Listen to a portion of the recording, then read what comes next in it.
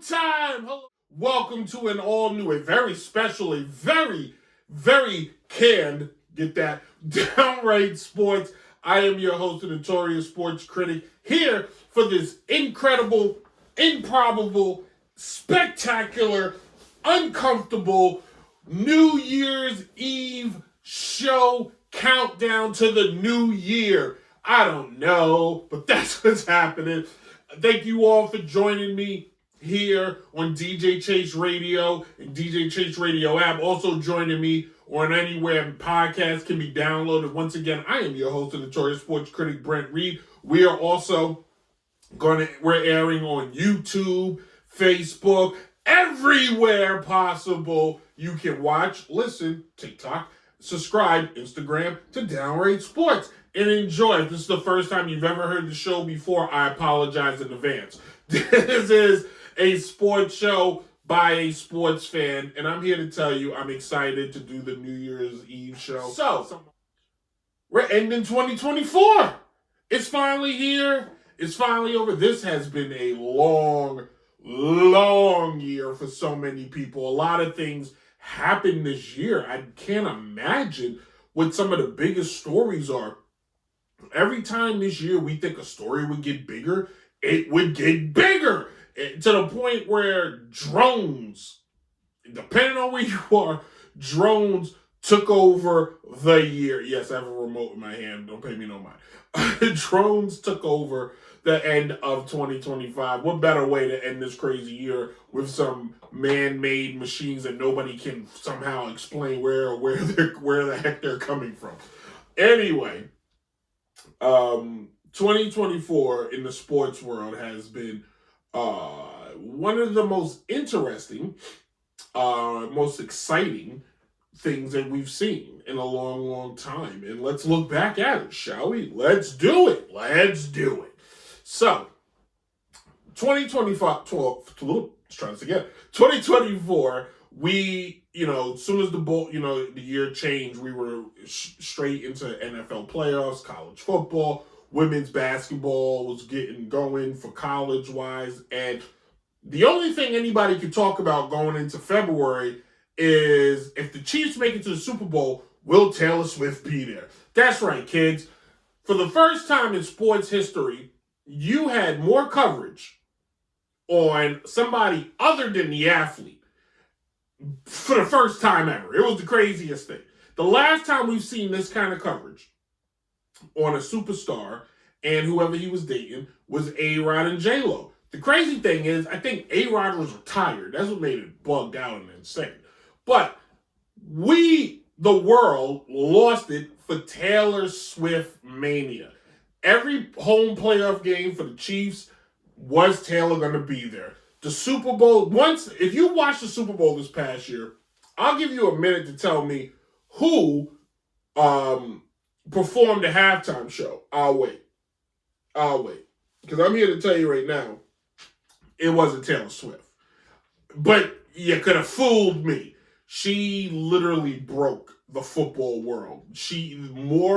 It caused so much of the divide because your manly men was, this is insane. Why do we care so much? And then the Swifties was like, oh, all right, I'm a Kansas City Chiefs fan now. To the point where Travis Kelce is so in the shadow, nobody knows how well he played this actual year.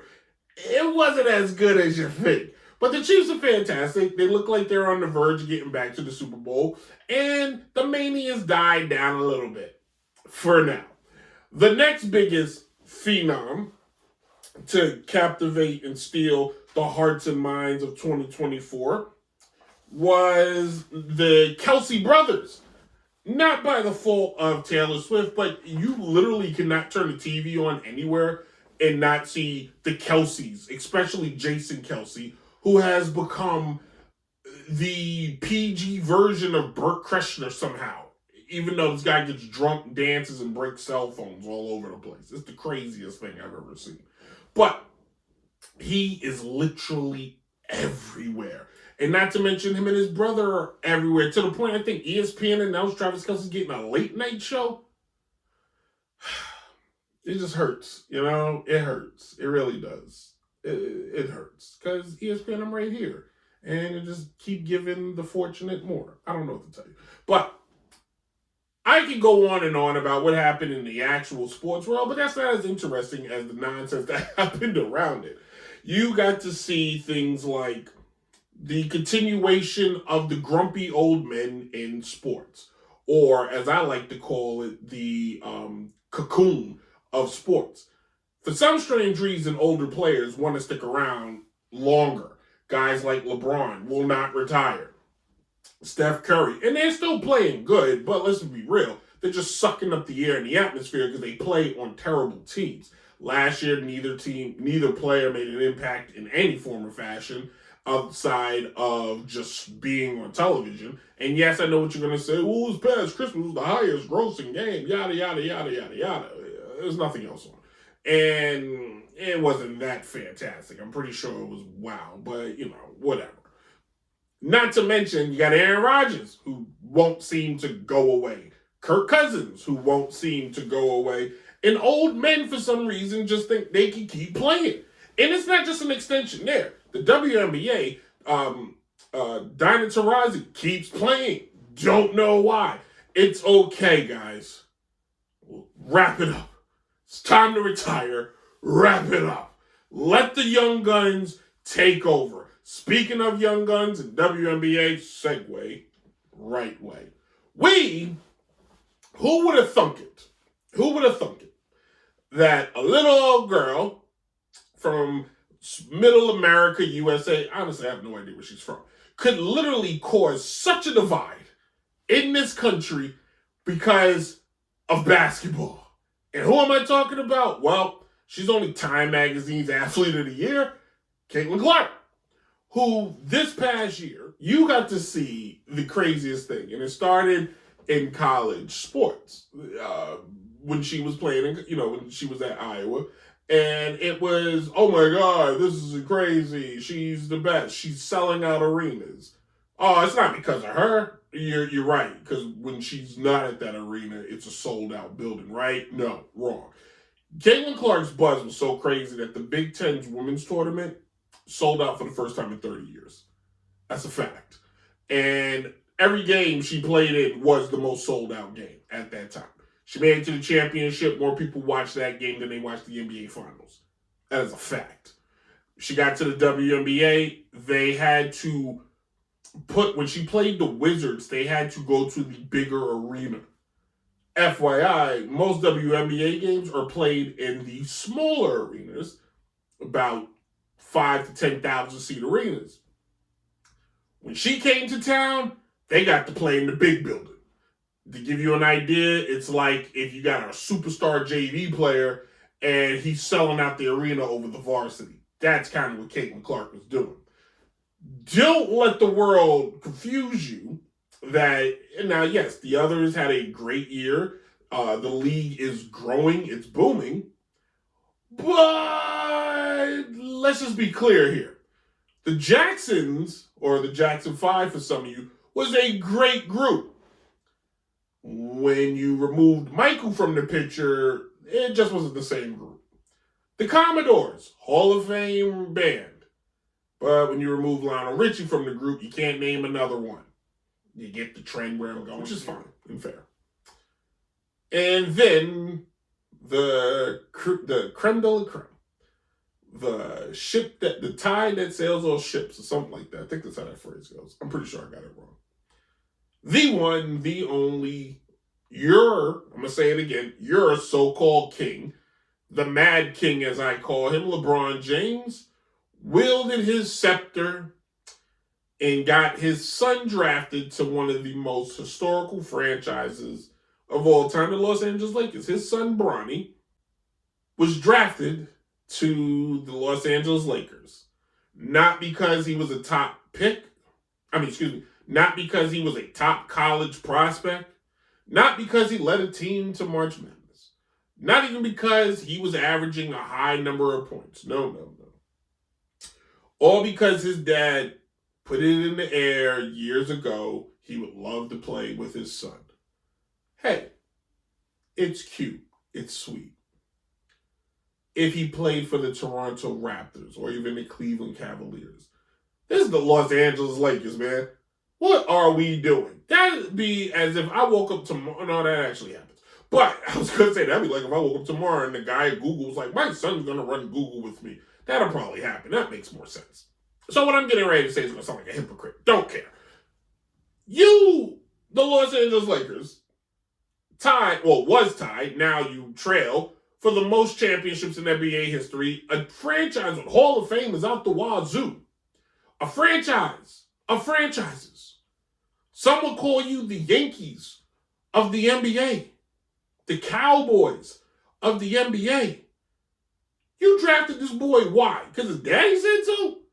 And for what? To do nothing and go to the G League. Or the D League, whatever the heck it's called. He might as well play in the Big Three. He had a better chance of going there and winning. It's crazy to me, too, to think, because LeBron will say to you, oh, I didn't have any say in that. Like, are y'all for real? You for real?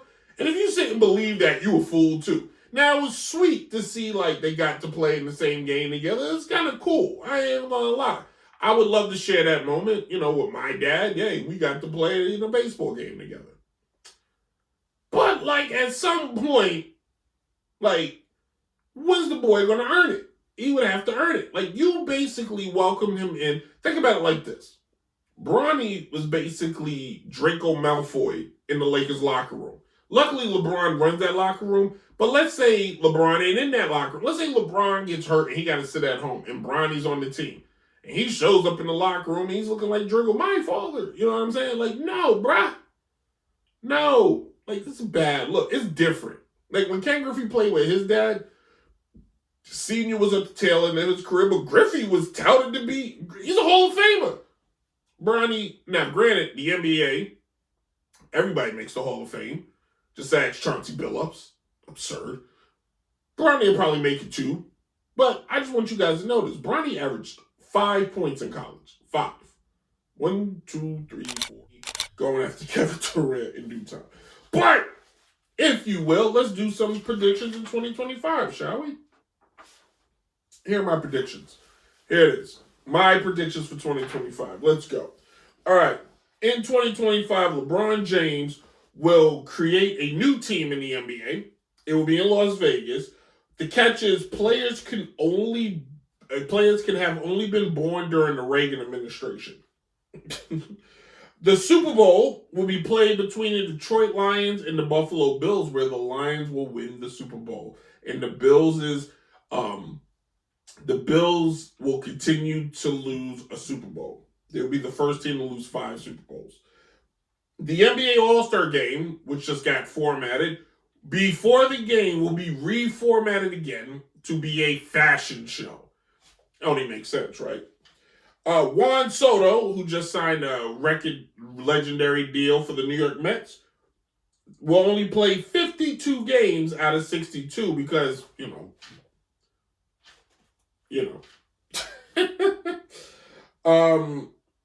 this one, I don't know how it's going to go, but I think it's funny. There will be a new it couple in all of pop culture, sports, and humanitarian work, or whatever the heck he does, actually. But a man I despise, Dr. Umar, will have a new love interest, and she will be Caitlin Clark. They will only break up because Caitlin will think he's not black enough anymore.